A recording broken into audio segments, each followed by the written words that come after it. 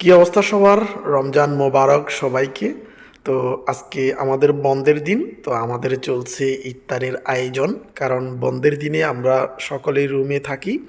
তো আমরা চানা বুট ভাজি করতেছি, আলুর চপ এবং সাথে আছে বেগুনি, এগুলা আমরা সকলেই মিলে ফ্রাই করতেছি। তো আজকে আমরা সবাই একসাথে বসে রুমে ইফতার করব। মোটামুটি আয়োজন চলতেছে আমাদের। আমরা এই যে লাচ্ছি বানিয়ে নিয়েছি, বেগুনি এগুলাকে মিক্স করতেছে আর আমরা সকলে অপেক্ষা করতেছি। একটু পর ইফতারের সময় হয়ে যাবে, তার জন্য আমরা অপেক্ষা করতেছি আর আমাদের ভাই সেগুলাকে রেডি করতেছে। তো সময় হয়ে গেছে, আমরা সকলে একসাথে বসে ইফতার করতেছি। রমজান মাসে সবাই একসাথে বসে এই ইফতারি খাওয়ার আসলে মজাটাই অন্যরকম।